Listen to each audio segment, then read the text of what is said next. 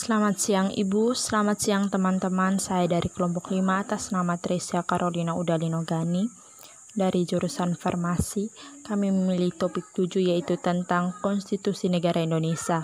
Dengan ini saya akan mempresentasikan hasil kerja dari kelompok kami. Pada hari ini juga saya akan mempresentasikan pada bagian pertama yaitu tentang pengertian konstitusi. 1. Pengertian konstitusi. Konstitusi pada umumnya bersifat kodifikasi, yaitu sebuah dokumen yang berisi aturan-aturan untuk menjalankan suatu organisasi pemerintahan negara. Namun, dalam pengertian ini, konstitusi harus diartikan dalam artian tidak semuanya berupa dokumen tertulis atau formal. Menurut para ahli ilmu hukum maupun ilmu politik, konstitusi harus diterjemahkan termaksud kesepakatan politik, negara, kekuasaan, pengambilan keputusan, kebijakan dan distribusi, maupun alokasi. Konstitusi bagi organisasi pemerintah negara yang dimaksud terdapat beragam bentuk dan kompleksitas strukturnya. Istilah konstitusi sering diidentikan dengan suatu kodifikasi atau dokumen yang tertulis. Istilah konstitusi berasal dari bahasa Inggris yaitu constitution dan berasal dari bahasa Belanda constitute, dalam bahasa Latin constitution, constituere, sedangkan dalam bahasa Prancis yaitu constituer, dalam bahasa Jerman yaitu Verfassung Konstituen. Sedangkan dalam Ketatanegaraan Republik Indonesia diartikan sama dengan Undang-Undang Dasar. Konstitusi atau Undang-Undang Dasar dapat diartikan peraturan dasar yang memuat ketentuan-ketentuan pokok dan menjadi suatu sumber perundang-undangan. Konstitusi adalah keseluruhan peraturan, baik yang tertulis maupun tidak tertulis, yang mengatur cara mengikat suatu pemerintahan diselenggarakan dalam suatu masyarakat negara. Menurut para ahli, 1. KCWR, konstitusi adalah keseluruhan sistem ketatanegaraan suatu negara yang berupa kumpulan peraturan yang membentuk, mengatur, atau memerintah dalam pemerintahan suatu negara. Yang kedua, menurut Herman Heller, konstitusi mempunyai arti luas daripada undang-undang dasar. Konstitusi tidak hanya bersifat yuridis, tetapi juga sosiologis dan politis. Yang ketiga, menurut Lassalle, konstitusi adalah hubungan antara kekuasaan yang terdapat di dalam masyarakat, seperti golongan yang mempunyai kedudukan nyata di dalam masyarakat, misalnya kepala negara, angkatan perang, partai politik, dan sebagainya. Yang keempat, menurut L.J. van Apeldoorn, konstitusi memuat baik peraturan tertulis maupun peraturan tak tertulis. Yang kelima, menurut Geronnemanto Setopawiro, istilah konstitusi berasal dari bahasa Latin cisme yang berarti bersama dengan dan statut yang berarti membuat sesuatu agar berdiri. Jadi, konstitusi berarti menetapkan secara bersama.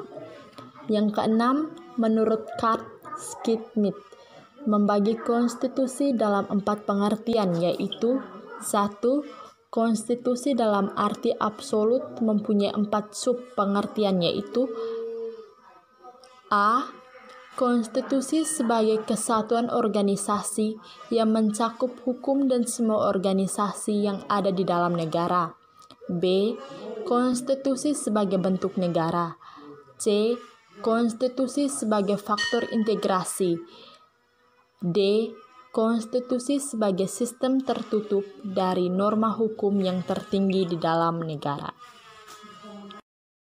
Yang kedua, konstitusi dalam arti relatif dibagi menjadi 2 pengertian, yaitu yang pertama, konstitusi sebagai tuntutan dari golongan berjuis agar haknya dapat dijamin oleh penguasa, dan yang kedua, konstitusi sebagai sebuah konstitusi dalam arti formil atau konstitusi dapat berupa tertulis, dan konstitusi dalam arti material atau konstitusi yang dapat dilihat dari segi isinya. Yang ketiga, konstitusi dalam arti positif adalah sebagai sebuah keputusan politik yang tertinggi sehingga mampu mengubah tatanan kehidupan kenegaraan. Yang keempat, konstitusi dalam arti ideal, yaitu konstitusi yang memuat adanya jaminan atas hak asasi serta perlindungannya. Sekian dari saya. Apabila ada pertanyaan, silakan ditanyakan. Dan selanjutnya diberikan kesempatan untuk teman yang membawa materi kedua untuk mempresentasikan. Macam-macam konstitusi. Konstitusi menurut C.F. Strong. Konstitusi menurut C.F. Strong terdiri dari dua, yaitu konstitusi tertulis atau juga yang disebut dengan documentary constitution adalah aturan-aturan pokok dasar negara, bangunan negara, dan tata negara, atau juga aturan dasar lainnya yang mengatur perkehidupan suatu bangsa di dalam hukum negara. Sebuah konstitusi tertulis adalah sebuah konstitusi yang ditulis dalam bentuk naskah dan juga disebut dengan konstitusi.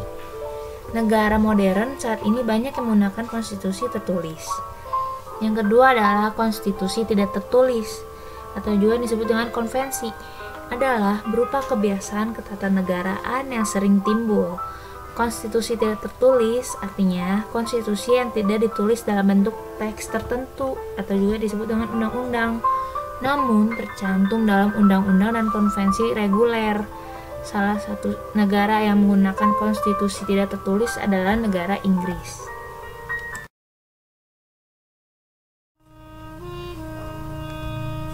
Secara teoritis, konstitusi dibedakan menjadi konstitusi politik dan juga konstitusi sosial. Konstitusi politik adalah berisi tentang norma-norma dalam penyelenggaraan negara, hubungan masyarakat dengan pemerintah, dan juga hubungan antar lembaga negara. Dan juga konstitusi sosial adalah konstitusi yang mengandung cita-cita sosial bangsa, rumusan fisiologis negara, sistem sosial, sistem ekonomi, dan sistem politik yang ingin dikembangkan bangsa itu. Berdasarkan sifat dari konstitusi, yaitu konstitusi yang fleksibel atau luas apabila konstitusi atau undang-undang dasar memungkinkan untuk merubah sesuai dengan perkembangan zaman. Konstitusi ini adalah tempat amandemen konstitusi yang diperlukan dan memerlukan prosedur khusus dan juga rumit. Amandemen tersebut cukup oleh badan pembuat undang-undang. Biasanya, amandemen konstitusi dilakukan oleh DPR. Konstitusi disebut fleksibel bila mudah mengikuti waktu atau perubahan masyarakat. Contoh konstitusi fleksibel ada di Selandia Baru, Inggris, dan juga Indonesia. Lalu, konstitusi rigid atau kaku apabila konstitusi atau undang-undang dasar sulit untuk diubah. Perubahan konstitusional ini memerlukan prosedur khusus atau rumit. Misalnya, perubahan minimal 2/3 anggota DPR disetujui dan setidaknya 2/3 dari mereka yang hadir setuju dan sebuah referendum harus diadakan. Konstitusi yang kaku tidak bisa bertahan seiring waktu karena tidak hanya berisi poin utama, tapi juga yang penting.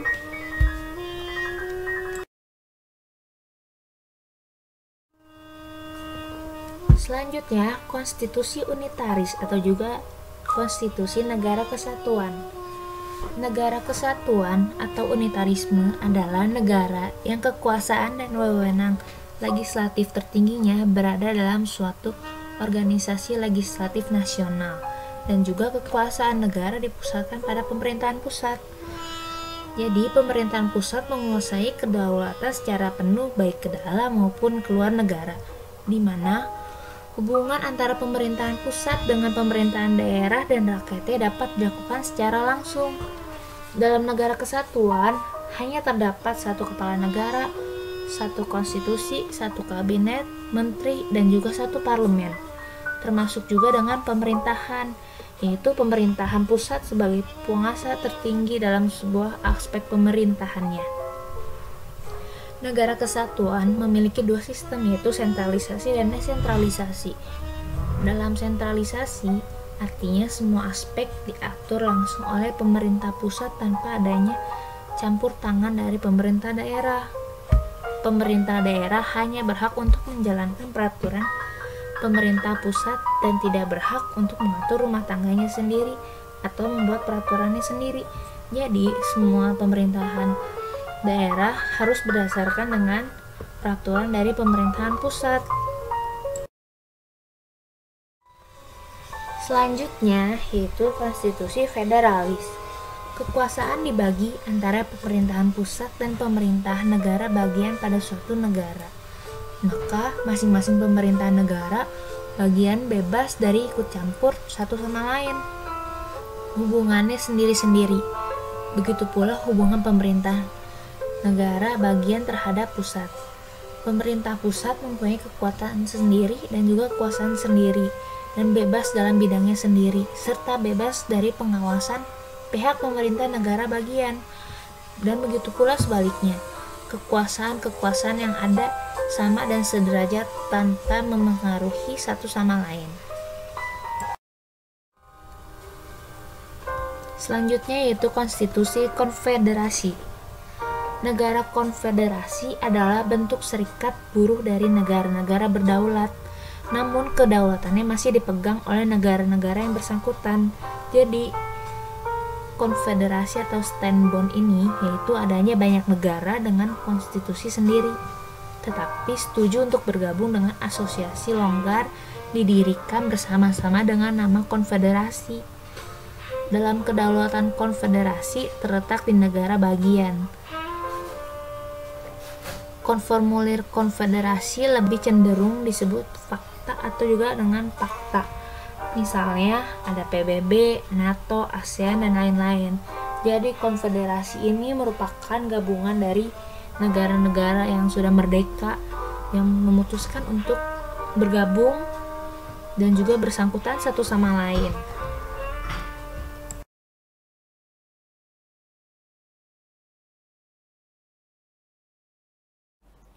Assalamualaikum warahmatullahi wabarakatuh. Saya Amelia Rianti Budi dari kelas A22 ingin menjelaskan tentang sejarah konstitusi.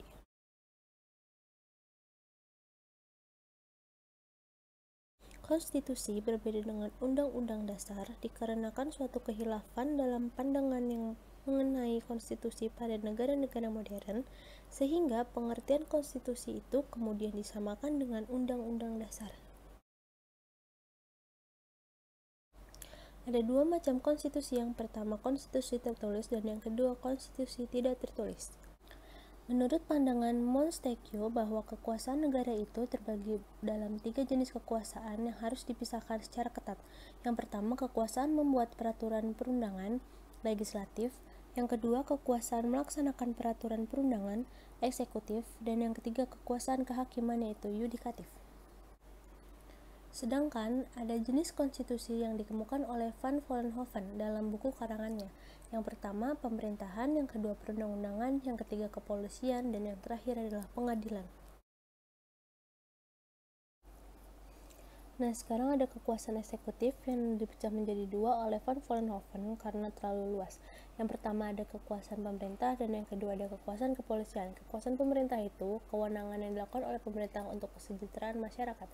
Sedangkan kekuasaan kepolisian itu memegang jenis kekuasaan untuk mengawasi hal yang berlaku secara hukum. Konstitusi suatu negara pada hakikatnya merupakan hukum dasar tertinggi yang memuat hal-hal mengenai penyelenggaraan negara. Karenanya, suatu konstitusi harus memiliki sifat yang lebih stabil daripada produk hukum lainnya. Bisa jadi suatu negara yang demokratis berubah menjadi otoriter karena terjadi perubahan dalam konstitusinya. Perkembangan konstitusi di Indonesia. Negara Kesatuan Republik Indonesia telah sepakat untuk menyusun sebuah undang-undang dasar sebagai konstitusi tertulis dengan segala arti dan fungsinya. Sehari setelah proklamasi kemerdekaan Republik Indonesia pada tanggal 17 Agustus 1945, Konstitusi Indonesia sebagai sesuatu revolusi groundwork yang telah disahkan pada 18 Agustus 1945 oleh PPKI. Dalam sebuah naskah yang dinamakan Undang-Undang Dasar Negara Republik Indonesia, Dengan demikian, sekalipun Undang-Undang Dasar 1945 merupakan konstitusi yang sangat singkat dan hanya memuat 37 pasal.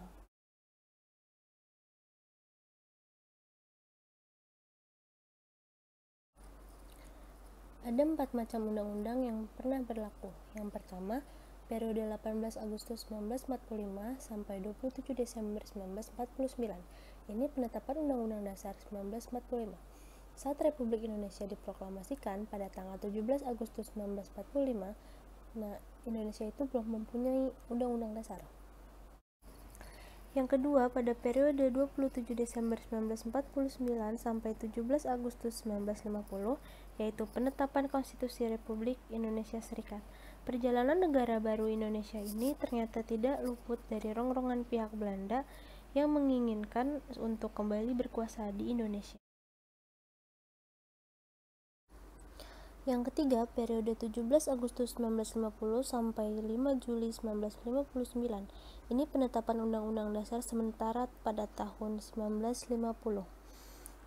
Periode federal ini dari Undang-Undang Dasar Republik Indonesia Serikat pada tahun 1949 itu merupakan perubahan sementara. Yang keempat, pada periode 5 Juli 1959 sampai sekarang, ini penetapan berlakunya kembali Undang-Undang Dasar 1945. Nah, ini dengan adanya dekret presiden pada tanggal 5 Juli 1959 itu berlaku kembali UUD 1945.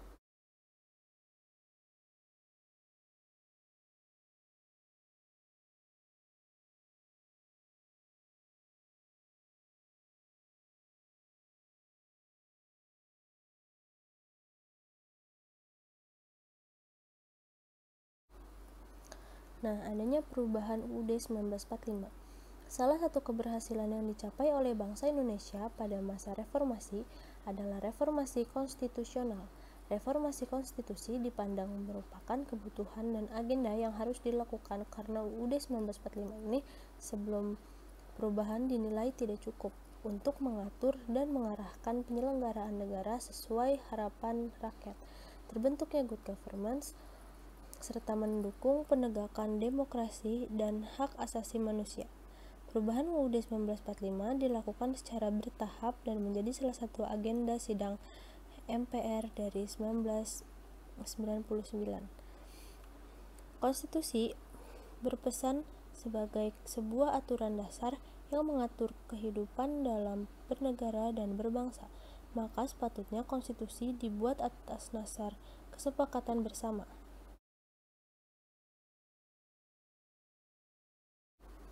Nah, ada tahapan perubahan undang-undang. Yang pertama, UUD 45 itu membatasi kekuasaan presiden dan memperkuat kedudukan DPR sebagai lembaga legislatif. Yang kedua, menghasilkan rumusan perubahan pasal-pasal yang meliputi masalah wilayah negara dan pembagian pemerintah daerah. Yang ketiga, ditetapkan pada sidang tahun MPR 2001. Tahapan ini itu mengubah atau menambah ketentuan tentang asas landasan bernegara. Yang keempat, dilakukan dalam sidang tahun MPR 2002. Perubahan keempat tersebut meliputi ketentuan tentang kelembagaan negara dan hubungan antar lembaga negara, penghapusan Dewan Pertimbangan Agung atau DPA, pendidikan dan kebudayaan, perekonomian, dan kesejahteraan sosial, dan aturan peralihan serta aturan tambahan.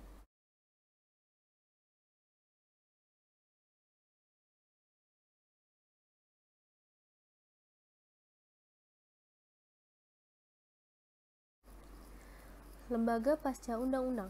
Sebagai kelembagaan negara, MPR RI tidak lagi diberikan sebutan sebagai lembaga tertinggi negara dan hanya sebagai lembaga negara, seperti DPR, Presiden, BPK, dan MA. Dalam pasal 1 ayat 2 yang telah mengalami perubahan perihal kedaulatan disebutkan bahwa kedaulatan berada di tangan rakyat dan dilaksanakan menurut Undang-Undang Dasar, sehingga tampaklah bahwa MPR RI tidak lagi menjadi pelaku atau pelaksana kedaulatan rakyat. Juga susunan MPR ini telah berubah keanggotaannya, yaitu terdiri atas anggota DPR dan DPD yang kesemuanya itu direkrut melalui pemilu.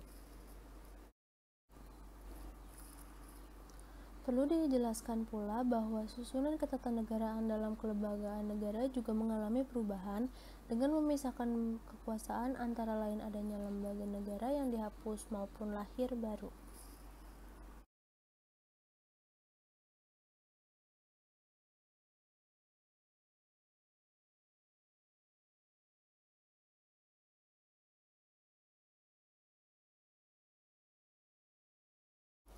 Adanya tugas dan wewenang MPR RI sesudah perubahan menurut Pasal 3 UUD 1945. Yang pertama, MPR berwenang mengubah dan menetapkan Undang-Undang Dasar. Yang kedua, MPR itu melantik presiden atau wakil presiden. Yang ketiga, MPR itu hanya dapat memberhentikan presiden atau wakil presiden dalam masa jabatannya menurut Undang-Undang Dasar. Sekian yang bisa saya sampaikan, kurang lebihnya mohon maaf. Wassalamualaikum warahmatullahi wabarakatuh.